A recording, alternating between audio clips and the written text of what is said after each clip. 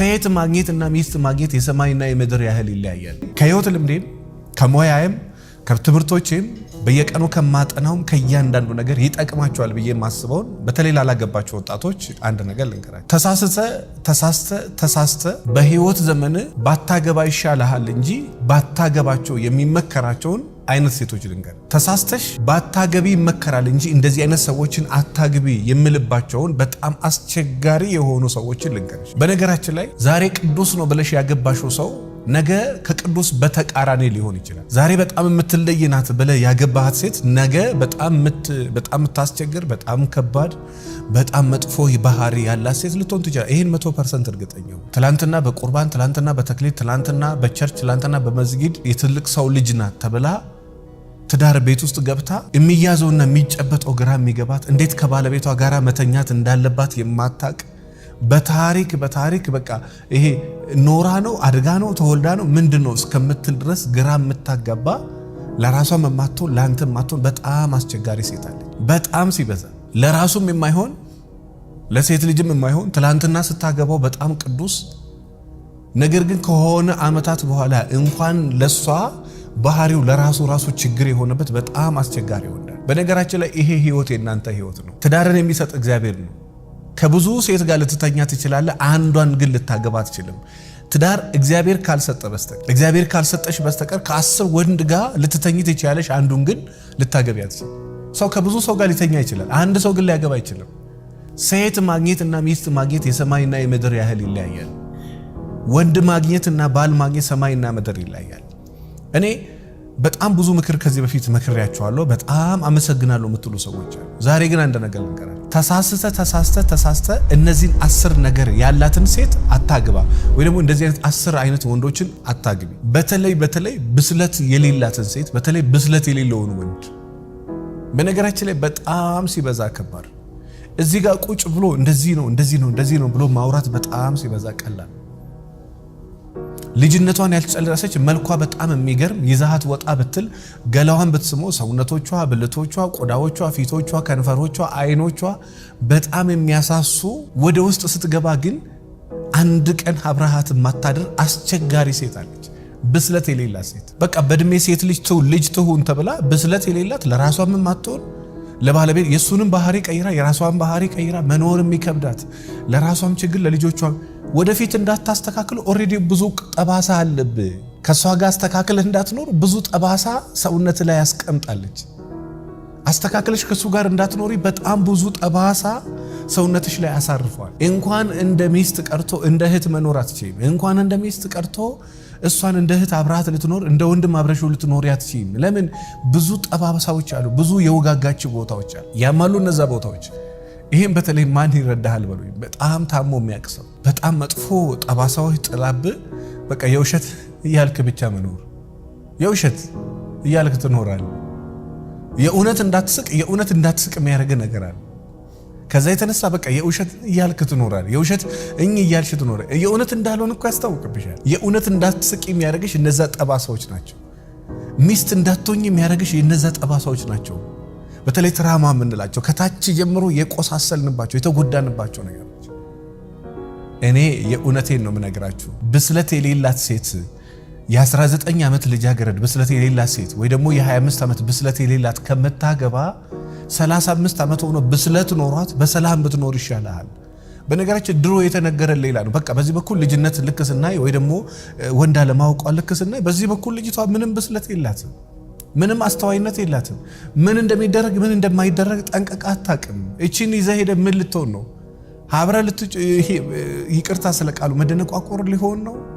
ስለዚህ በጣም ሲበዛ ተጠንቀቁ። በተለይ ወንድም ስትሆን ሴትም ስትሆኚ ብስለት የሌለው ወንድ በጣም ሲበዛ ለራሱም ችግር ነው፣ ላንቺም ችግር። እሱ እስኪበስል ድረስ ደግሞ አንቺ አረሽ ትጨርሻለሽ። እኔ እንግዲህ በተለይ በዚህ ዘመን እንዳታመሽ እንዳትጠጣ ከሱስ ውጣ ወንድ እንደዚህ ተብሎ ከተመከረኮ ይሄ ሰውዬ የለም ማለት ነው። መኖር የነበረበት ቦታ የለም ነው። አንተ እንደ ሕፃን ልጅ እንኳን የማይነገረውን ነገር እንዳትጠጣ፣ በጊዜ ግባ፣ ንብረት አትደብቅ፣ ቤተሰቦችህን ባውንደሪ ኑሮ። ይሄ በጣም የወረደ ማይነር የሚባል ነገር። አስቤዛ ቲማቲም ይገዛ አይገዛ፣ ይሄ ዘይት ይገዛ፣ ይሄ በጣም የወረደ የሚባል ነገር። ስለዚህ ነገር ወርደ ካወራት ትልቅ ነገር እንዴት ልታወራ ነው? ስለ ቤት ማን? ስለ መኪና፣ ስለ ሀገር፣ ስለ ማህበረሰብ፣ ስለ ልጅ፣ ስለ አይምሮ፣ ስለ ልማድ ማን ያወራ? አንተ ቁጭ ብለህ ከሷ ጋር ቲማቲሙን በዚህ በኩል ሰንጥቂው፣ እንትኑ በዚህ በኩል ላጢው፣ ቂጡ በዚህ በኩል ነው ያለው፣ እንትኑ በዚህ በኩል ነው ያለው። በጌታ ስም በጣም አድካሚ ነው። በጣም ሲበዛ አድካሚ ነው። እንደዚህ እናርግ፣ እንደዚህ ያናርግ፣ እነዚህ እዚህ ደረጃ ላይ ካልደረሳችሁ በታሪክ ትዳር ማሰብም የለም። ከዚህ ደረጃ ወጥተህ ግን ትልቅ ደረጃ እንደ ወንድ ማሰብ ስትጀምር፣ እንደ ሴት ማሰብ ስትጀምሪ ሚስት መሆን ትችያለሽ። ባለቤቴ ካልጋ ሳይነሳ ምን ላድርግለት፣ ምን ልስራለት፣ በሴክስ ላስደስተው፣ ምን ደስ ይለዋል፣ ምን ልግዛለት፣ በቃ ስለመንከባከብ ታስባለህ። ሚስቴ እንዴት ልንከባከብ፣ ምን ትወዳለች፣ እንዴት ማሳጅ ላልካ፣ ፍቅር እንዴት ልስጣት፣ እንዴት ልደውላት፣ ምን ያስደስት፣ ትልቅ ነገር ማሰብ ትጀምራለህ። ይሄ ማይነር ነገሩን ትተው ማለት በስለሃል፣ በአይምሮ በስለሃል፣ በአይምሮ በስለሻል። ብስለትሽን ሳጨርሺ አንቺ የእናቷን ጡት እንዳልጠገበች ሕፃን ገና የልጅነት መንፈስ ሳይላቀቀሽ ሚስት ሆናለሁ ብለሽ የተወሰነ ጊዜ ፍቅሩ አለ ምናምን ማበዱ አለ። ከዛ በኋላ ታሳብጂዋለሽ፣ ያሳብድሻል። አደራችሁን እነዚህን 10 ነገር የሌላቸው ሰዎች ተጠንቀቁ። ከሴትም ከወንድም ቢቀርብህ ይሻላል። ብስለቷን ያልጨረሰች ሴት፣ ያልበሰለች ሴት፣ ልጅነቷን ያልጨረሰች ሴት፣ ያልበሰለ ወንድ፣ ልጅነቱን ያልጨረሰ ወንድ እንዳትሳሳች። እልህኛ ሴት፣ በጣም እልህ ያለባት ሴት በጣም ሲበዛ ከባድ ነው። እልህ ያለበት ወንድ ለትዳር በጣም ከባድ ነው። ሁለተኛ ደግሞ ቅናተኛ ሴት፣ አይ ስለምትወድህ እኮ ነው፣ ስለሚወድሽ እኮ ነው። እንደዛ ነው መጀመሪያ የሚባለው። በኋላ ላይ ግን አታስተነፍስ። በቃ ቅናተኛ ልጅ የት ወጣ የት ገባ፣ በቃ እያንዳንዱ ነገር ላይ አያስበላህ። መጀመሪያ ነው ደስ የሚለው። ኦኬ እሷ ትቀናለች ማለት ትንሽ እንደ ጉራ ታወራለህ። ከሆነ ጊዜ በኋላ ግን መስራት አትችልም። በጣም ሲበዛ ቅናተኛ ሴት በጣም ከባድ ነች። በጣም ቅናተኛ ወንድም በጣም ከባድ ነው። ከዛ ደግሞ ማትረዳ ሴት፣ እዚህ ጋር የሞትክ እዚህ ጋር እየደከምክ ማትረዳ፣ እዚህ ጋር የሞትሽ እዚህ ጋር እየደከምሽ የማይረዳን ሰው ጎትተ ሚስት ማድረግ ጎትተሽ ባል ማድረግ በጣም አደገኛ ነገር አለ። ሰው ሊረዳ ይገባል። በቃ ከሚረዳ ይልቅ ቢረዳ ደስ ይላል። ከሚረዳሽ ይልቅ ቢረዳሽ ደስ። የሚረዳ ሰው ካገኛችሁ ጥሩ ነው።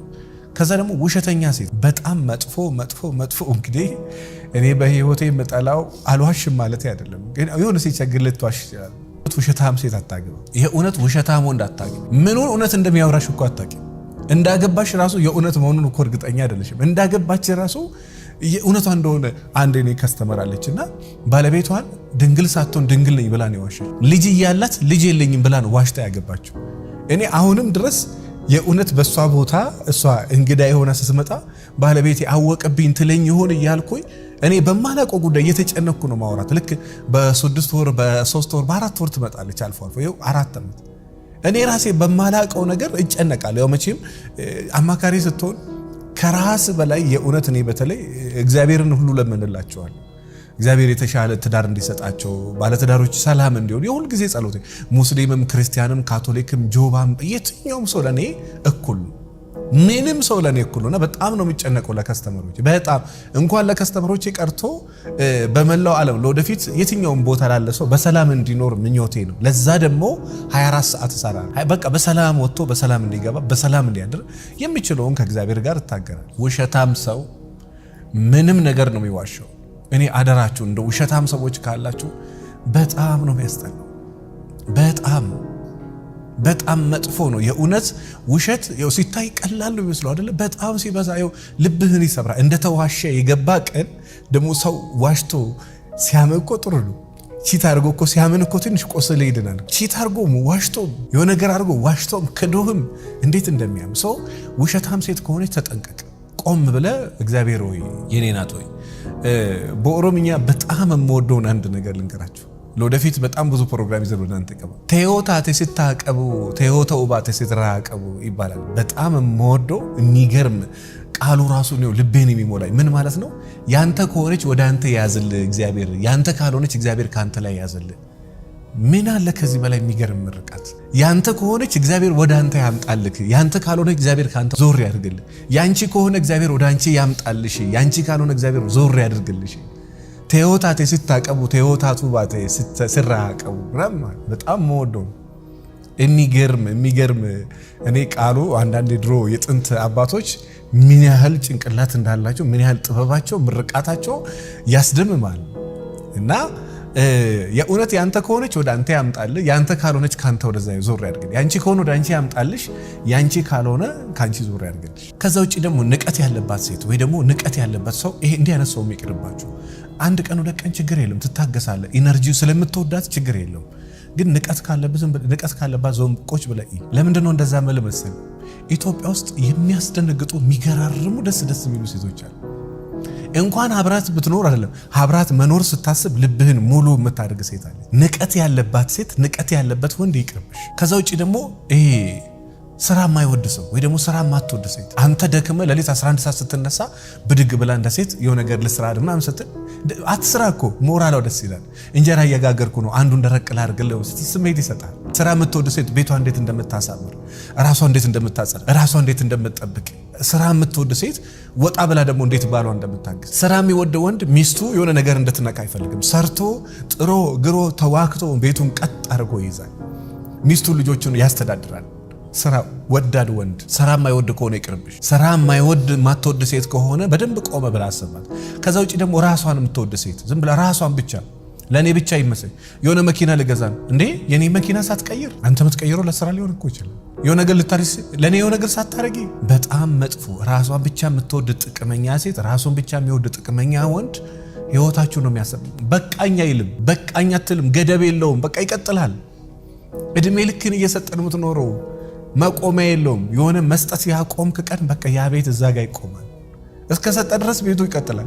መስጠት ስታቆም በቃ ያ ህይወት ያቆማል። እንደዚህ አይነት ህይወት ይቅርባል። እስከ ሰጠሽ ድረስ ህይወቱ ይቀጥላል። ልክ መስጠት ስታቆሚ በቃ ያ ትዳር እዛ ጋር ይቆማል። እንደዚህ ህይወት በጣም ተጠንቀቁ። አይኖ ይገባኛል፣ እግዚአብሔር ነው የሚሰጠው፣ ግን እግዚአብሔር ይስጣችሁ። እንዲህ አይነት ህይወት ካለ ግን መጀመሪያ ላይ የነቃችሁት ነገር ካለ ተረጋግታችሁ አንተ ደምህን ከለገስክ ቤቱ ይቀጥላል። አንተ ትንሽ ልጅ ነገር ቆም ካረክ ይቆማል። ያ ባንተ ትከሻ ላይ ብቻ ያለ ቤት ነው። እድሜ ልክ ይቀጥላል ይሎ እግዚአብሔር ካረዳ በስተቀር አትቀጥል።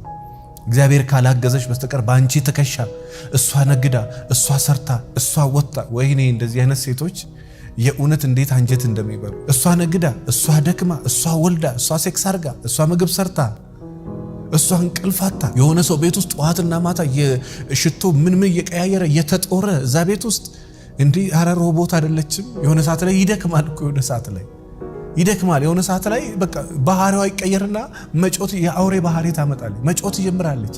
ከአቅሟ በላይ ብቻዋን ነው። እሱ ወጥቶ እሱ ወርዶ እሱ ደክሞ ቤተሰብሽን አዳር ልጆችሽን ተሸክሞ አንቺን ተሸክሞ ሆድሽን ተሸክሞ ሆዱን ተሸክሞ ልጆችን ሁሉን ነገር ተሸክሞ የሆነ ቀን አውሬ ይሆናል። ፕሊዝ ተረዱ። ዝም ብሎ አንድ ሰው ላይ በጣም ጫና ከበዛ በጣም ሲበዛ ተጠንቀቁ። ሰዎቹ ባህሪያቸው ይለወጣል። አንድ ሰው ብቻ ተሸክሞ አይቻልም።